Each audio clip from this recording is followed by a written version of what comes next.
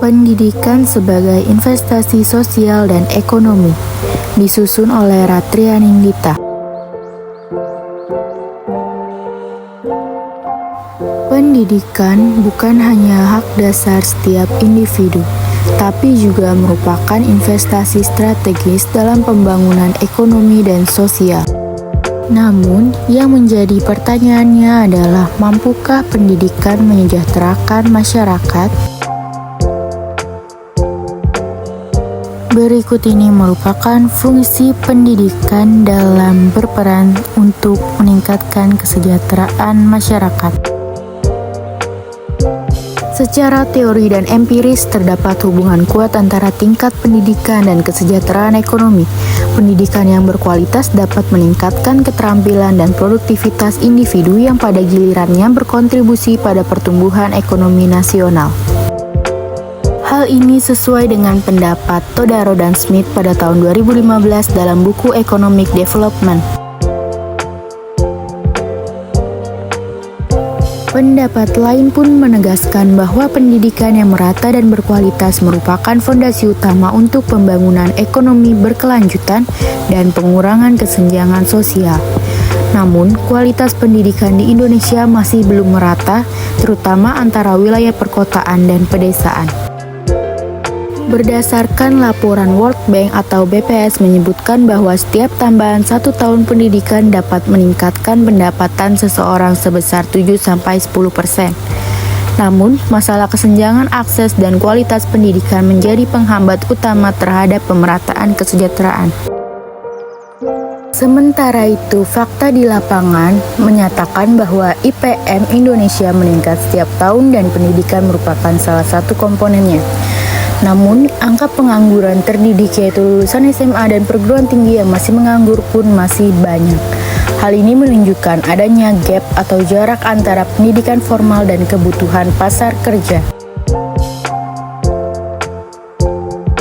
Berikut ini merupakan tantangan pendidikan dalam menyejahterakan masyarakat.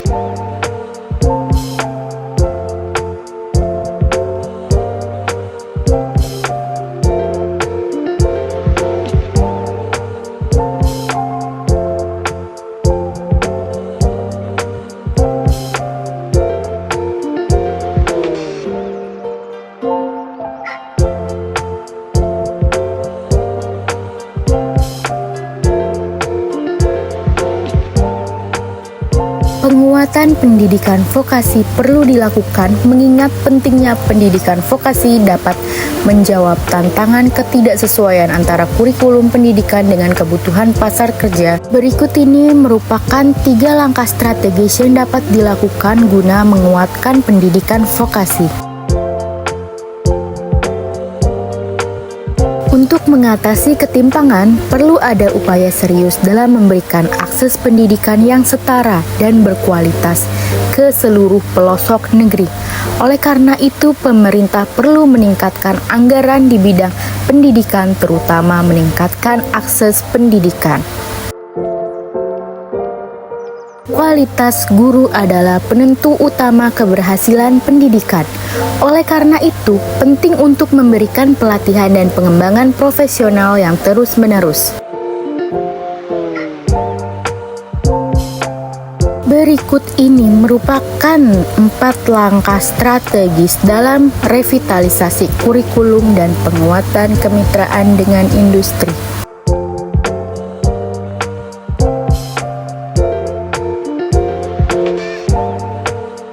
Kembali lagi ke pertanyaan sebelumnya, yaitu mampukah pendidikan menyejahterakan masyarakat? Jawabannya adalah ya.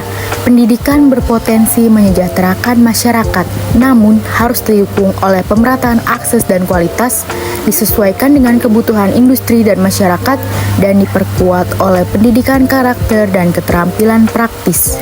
Sehingga dapat disimpulkan bahwa pendidikan memiliki potensi besar untuk meningkatkan kesejahteraan masyarakat. Namun, untuk merealisasikan potensi ini diperlukan upaya bersama dari pemerintah, institusi pendidikan, dunia industri, dan masyarakat untuk mengatasi tantangan yang ada dan menerapkan strategi yang efektif.